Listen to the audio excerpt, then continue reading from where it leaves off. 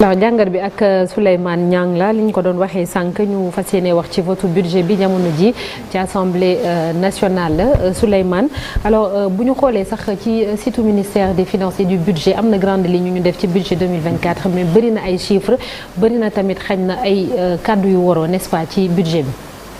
waaw xëj na sax du ay kàddu yu waroo waaye dafa am polémique. coow loo xam ne dafa juddu. ci chiffres yi nga xam ne moom lañu joxe. muy budget bi ak lépp lu ci lalu. rawatina nag ci budget bi nu mu toll budget Sénégal. ñaata la budget Sénégal ren buñ ko xayma xam nga budget. dafa am recette ak dépense.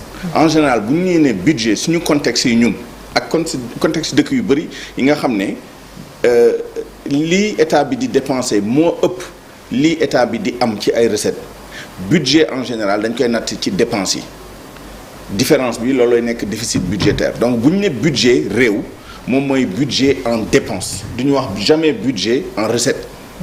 di nga am chiffre bi mais bu ñu nee budget c'est sous-entendu chiffre bu gën a mag moom mooy li état bi di dépenser. te du xaalis boo xam ne ni dafa tegu. ay prévision la autorisation la c'est-à-dire budget wala boog loi de finance parce que loolu tamit lu am importance la ci loi de finance moom mooy loi bi nga xam ne moom la ñuy yóbbu ci assemblée nationale mu bëri ay pàcc nag. budget bi si la bokk waaye tamit besoin de trésorerie yi.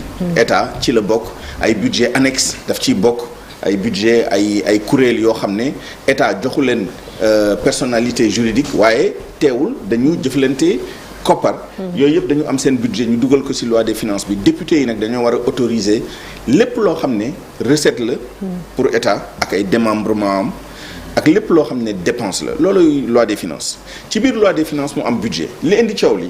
moom mooy bu ngeen remarqué du ci ministre Moustapha Ba la commencé na depuis bi Amadou Ba di nekk ministre du budget et des finances moom mooy mu annoncé budget waaye ñi xam ni ñu tëggee budget dañ naan la attention premier ministre nee na par exemple suñu budget année prochaine dina egg 5000 milliards wala 6000 milliards. mais boo xoolee chiffres yi en recette et en dépense plus le déficit budgétaire du tolloo ak loolu.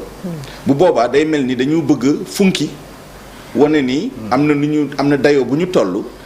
fekk chiffres yi réellement wane wu ko li indi loolu nag moom mooy pour résumer dafa am quelques années. UEMOA pour harmoniser ni ñuy tëggee budget suñu espace monétaire et économique. Afrique de l'Ouest ñi nga xam ne ñoom ñoo bokk CFA. dañoo génnee ay directives ne dëkk yi nii la ñu war a defee budget yi d'abord pour ñu méngale. ensuite mën a comparer diggante suñu réew yi mu bañ a am ni kii nii lay defee kële na lay defee ñu boole yépp. Sénégal jël dugal loolu. ci biir législation am internaliser ko donc ñun noonu la ñu tëggee budget léegi te loolu bu mu ñëwee benn ci coppite yu mu indi moom mooy que ni bu ñu natt budget en dépense xam nga bu ñu lebu dañu rembourser da ngay lebu 100 rembourser 150 par exemple bu nekkee ni taux bi 50% la. léegi bu njëkk ba dañ doon jël 150 yëpp dugal ko ci budget bi. ci partie dépense bi bu boobaa da nga naan sama dette dama koy rembourser donc dépense la damay dugal 150 yëpp maanaam nomi kii bi amortissement bi li ñuy tuddee amortissement ak intérêt bi nga xam ne moom lañu teg ci amortissement moom mooy 100 bi ak 50 yëpp da nga ko doon dugal ci dépense yi. waaye bokk na ci coppite yi nga xam ne loi bi indi na ko moom mooy léegi booy dugal dette bi. ci say dépense doo dugal amortissement bi. charge de trésorerie lay nekk dañ koy dugal ci beneen pàcc ci loi des finances bi daf ci bokk nag mais ci beneen pàcc la bokk mais ci biir budget bi 50 yi rek maanaam riba bi rek ngay dugal ci dépense lu ko waral mooy bu njëkk ba dañu def ni boo lebu li nga lebu kenn du ko dugal ci budget bi dañ naan recette de trésorerie lañ dugal ko fële fay bi ñu jël lépp dugal ko ci dépense ñu ne loolu yenwul maanaam puisque lii dugaloo ko da ngay jël amortissement bi tam nga dugal ko trésorerie li ngay dugal ci budget bi moom mooy juste 50 yi ngay yokk yi.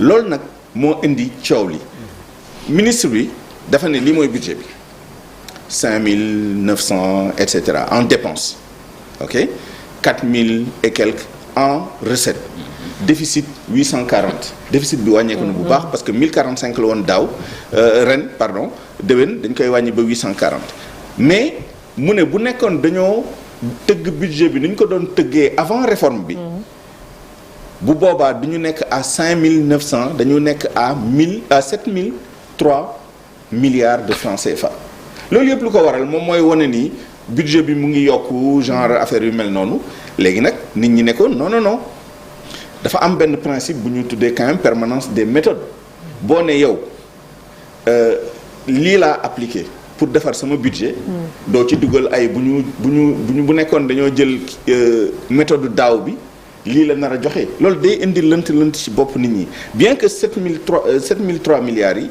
am na sens dans le parce que boo jëlee loi des finances bi yëpp amaana mën nga def montage yooyu mais day niroog un peu politique bu nekkee technique la ñuy wax ak droit budget bi c'est fini la loi dit que amortissement bokkul ci dépenses budgétaires yi c'est une dépense de trésorerie mu ngi ci biir loi de finances mais doo ko dugal ci budget bi pour conclure ci loolu ma jox la benn misaal dans le privé dañoo am tamit ay système comptable Afrique de l'Ouest wala boog si OHADA dépassé na Afrique de l'Ouest OHADA dañoo am lu ñuy tuddee SYSCOHADA moom mooy système bi ñu defaree comptabilité suñu entreprise yi suñu organisation yi et cetera à l'international au niveau mondial am na ay méthodes yu bëri américains yi am nañ seen méthode bu ñu defaree seen comptabilité waaye dañu chercher convergence dans le monde pour ñu mën a comparer entreprises yi mën a comparer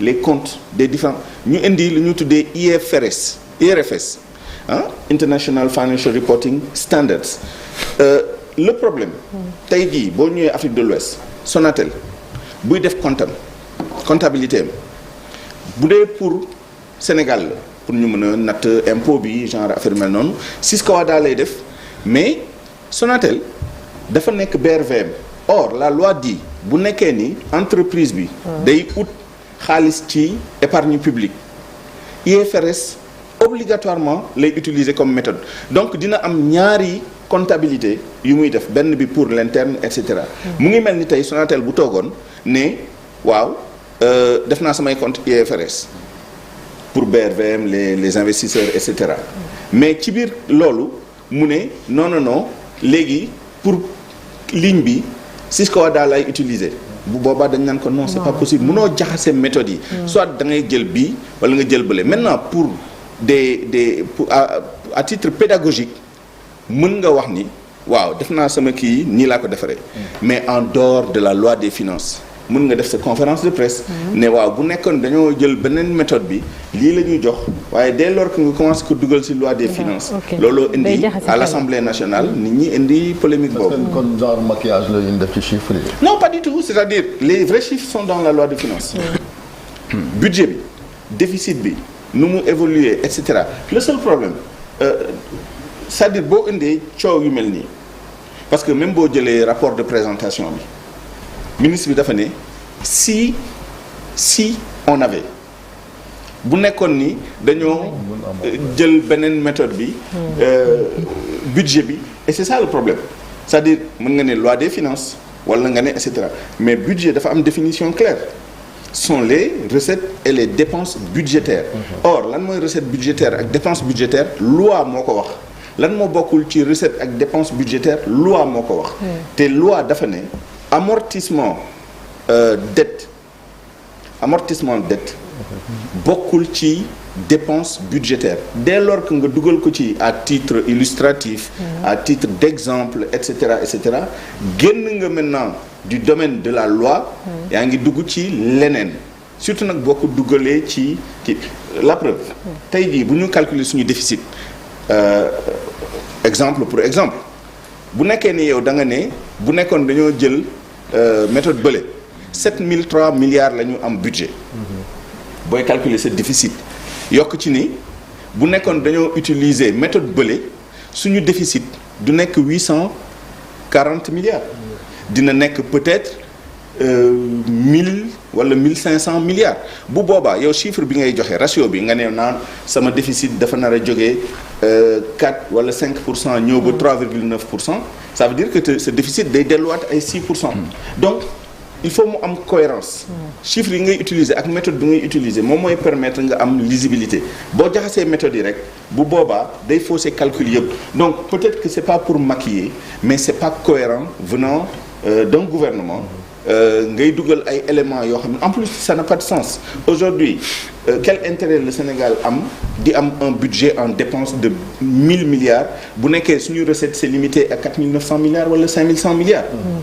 Ça n'a pas de sens. Ce qui est important moom mooy ñun li ñuy am ci recette na jege le maximum possible li ñuy dépenser. Donc mieux vaut avoir un budget à 5000 milliards avec des recettes à 4900 milliards bu boobaa ce déficit 100 milliards rek lay nekk.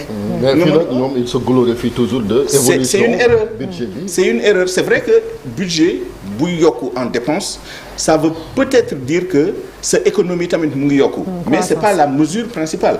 économie buy yokku ci PIB même bu nekkee ni PIB nit ñi dañ koy xarab parce que ça ne reflète pas forcément le niveau de développement économique et social.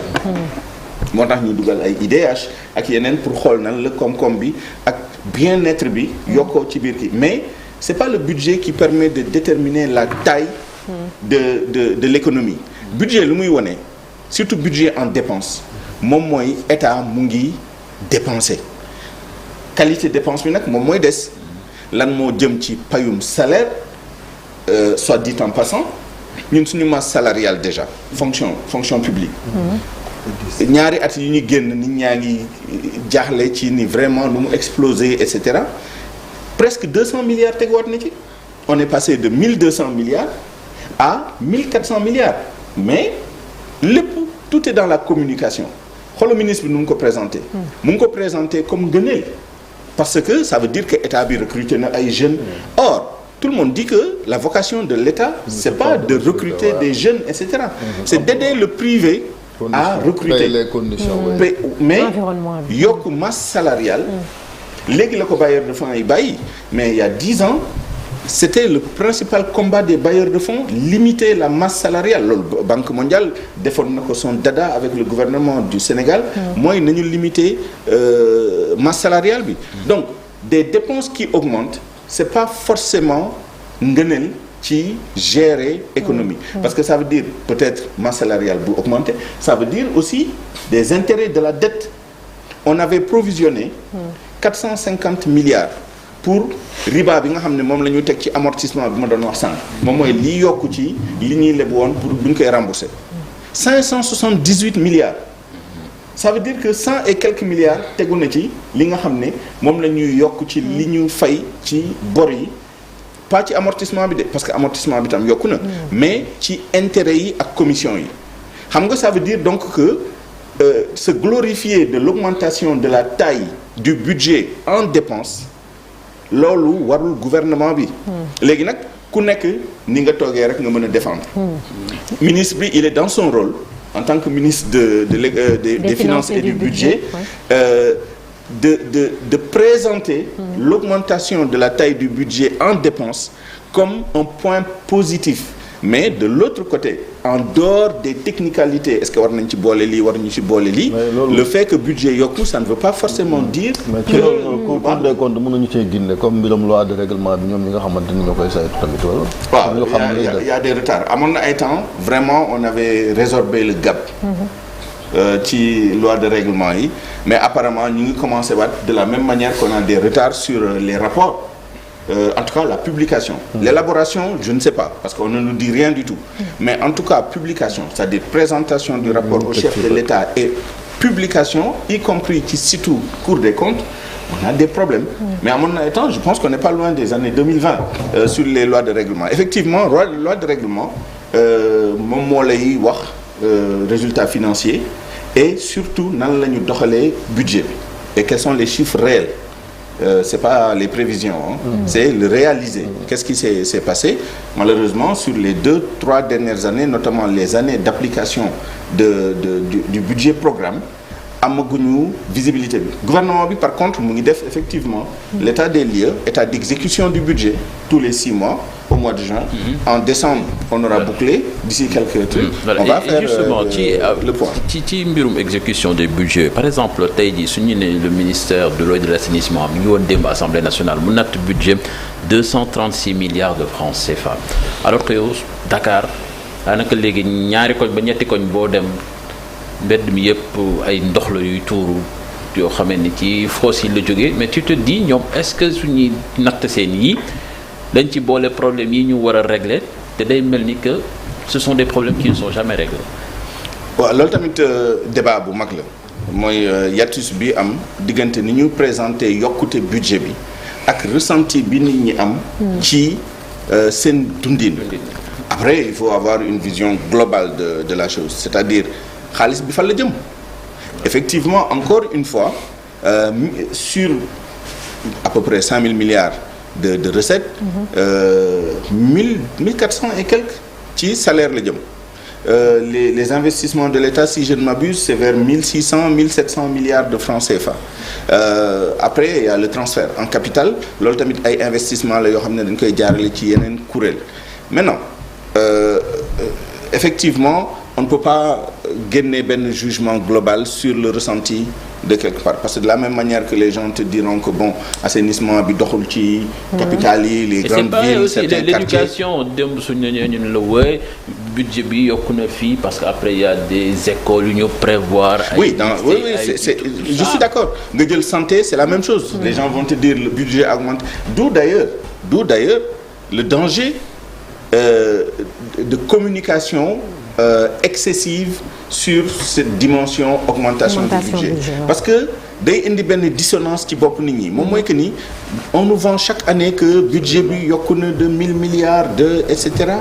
mais ñun suñu ressenti suñu vécu quotidien gisuñu ko mais il y a deux phénomènes benn bi moom mooy le budget même boo ci boolee amortissement am na ba léegi lu si duggagul les projets les emprunts programmes les emprunts projets parce que yooyu parfois moom mooy dem ci vraiment les programmes sur le terrain et cetera ce que je dis là ça veut dire quoi ça veut dire que loolu dafa war a ñëw sax yokkuwaat ci 7000 milliards yi parce que amortissement bi c'est une partie des besoins en ressources de trésorerie en tout et pour tout besoin en ressources de trésorerie c'est plus de 2138 milliards léegi boo jëloon 2138 milliards yi nga yokk ko ci 5000 et quelques yi on ne serait même plus à 7003 milliards on serait presque à 8000 milliards mais 8000 milliards y compris les dépenses budgétaires y compris l'amortissement de la dette y compris les autres emprunts yu ñu contractés autorisés par l'Assemblée nationale 2000 milliards ça fait un bloc de 8000 milliards d'après ñoom seen présentation tout cet argent là sert à quoi dans l'éducation, dans l'eau et l'assainissement, dans les secteurs sociaux, dans l'éducation, etc., etc. Évidemment, vous lirez les documents du gouvernement, parce qu'il y a un budget vert, bu ñu annexé ci loi de finances bi. Il y a un budget genre, bu ñu annexé ci loi de finances bi, où on te dit tout ce que l'État a fait. Mais comme le disait le président de la République, on a l'impression que parfois il découvre les choses. Moom mooy que ni ce qu'il y a sur le papier entre ce qui est vendu au plan politique en termes de communication et la réalité sur le terrain et c'est pas fini et la perception parce que yëpp ay écart la boo lirez les documents c'est tout beau tous les on reconnaît à peine quelques problèmes mais tous les voyants sont au vert c'est-à-dire yëpp a ngi dox deuxièmement nga jógee ci texte yi ñëw ci bu ñu toogee ak président les conseils présidentiels gis nga dina am benn conseil présidentiel sur l'investissement bientôt quand les gens vont venir faire de belles présentations etc et que tu auras l'impression que le Sénégal est sur la rampe de l'émergence comme on dit ak léegi nag li nga xam ne moo nekk réalité terrain bi ak li nga xam ne nag moom la nit ñi di dund nuñ ko ressentir il y a un écart boo xam ne il faut l'analyser et surtout apporter la communication ne suffira pas pour combler ces gaps-là. Mais... c'est la communication, c'est très important. Il a raison de dire faire des choses et ne pas en parler, c'est comme n'avoir rien fait. Mais mieux vaut faire des choses, ne pas en parler, nit ñi yëg ni au moins seen dundin am na lu ci changé, plutôt que faire l'excès de communication sur du vent. Le plan Sénégal émergent dafa bokk ci soubassement wu sax li nga xam ne moom mooy loi de finance boobu, parce que moom mooy ndëgër laay ak cëslaay liy expliquer. Oui, parce que day am alignement. dafa am alignement ci lépp. cadre de référence bi ak yi nga xam ne mooy ay ñoom budget, les programmes, même les projets, même les activités yi nekk ci biir programme yi, action yi nekk ci biir programme yi dafa war a aligné wu parfaitement ak cadre de référence bi. Évidemment boo xoolee texte yi encore une fois, c'est toujours très bien aligné. Là on est très fort. Maintenant le reste c'est vraiment encore une fois, bon, heureusement, les gens semblent avoir pris conscience. Le président a demandé, par exemple, qu'on lui fasse un mémorandum sur la gouvernance, la transparence, le respect des droits de l'homme, etc. Parce que tout le monde convient que l'un des problèmes, c'est ça, c'est la gouvernance. Tout cet argent qui est annoncé, et au résultat, effet entonnoir bi am bi daal, c'est-à-dire les annonces, après le réaliser, le ressenti, day def nii. Et finalement, ce sont des gouttes qui tombent, alors qu'à l'origine, les intentions étaient nobles et très ambitieuses. Mais au résultat, ce sont des gouttelettes qui tombent. Et au plan social, au plan même psychologique, la psychologie de la nation et tout ça, day am écart bu mag entre ce que les gens devraient ressentir en termes de bien-être, en termes d'indice de développement humain, parce que c'est ça les résultats. Sénégal, indice de développement humain 0,51. On est 30 et quelques en Afrique. En Afrique, il n'y a que 54 pays. On est dans la deuxième moitié, malgré tout ce qu'on dit. On est dans la deuxième moitié en Afrique. Et au niveau mondial, c'est 170e ou 171e. C'est faible par rapport à ce que nous présentons. Si nous avons budget, si nous avons croissance PIB, si nous avons trajectoire de bi, avec les résultats au niveau humain, dont l'IDH est l'un quand même des paramètres les plus importants. IDH de 0,51, on a l'objectif de toucher 0,59 en 2028, mais 0,51 dans la deuxième moitié des pays africains et à la queue des pays du monde. À ce moment-là, il faut se poser des questions sur l'écart. Mais Souleymane, manque de cohérence bi nga doon wax sànq ak ci communication bi, c'est voulu wala lan la, parce que le ministre quand même a été directeur du budget pendant des années. D'où d'ailleurs l'intérêt, parce que Moustapha Ba, on peut tout lui reprocher, sauf voilà, il est extrêmement compétent, il connaît le système comme personne. Il connaît le système comme personne. C'est ça. Et je pense que c'est un peu ça aussi.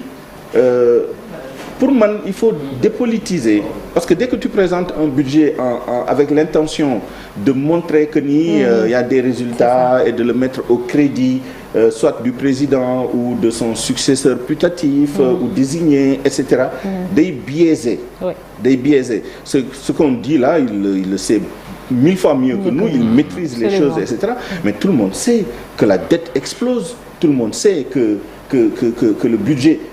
il faut quand même reconnaître les efforts.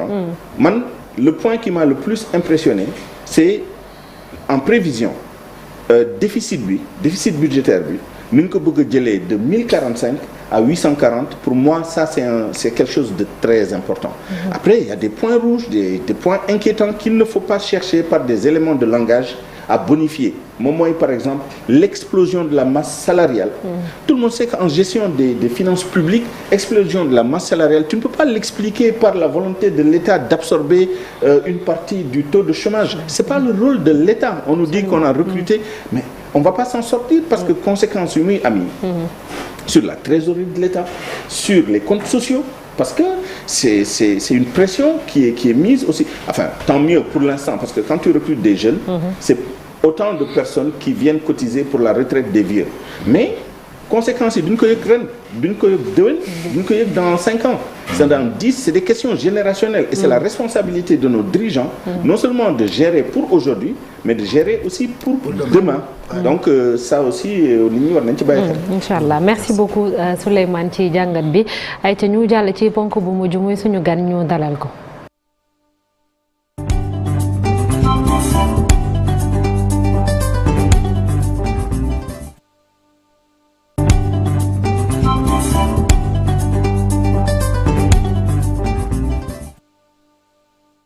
alors ni ñu leen ko doon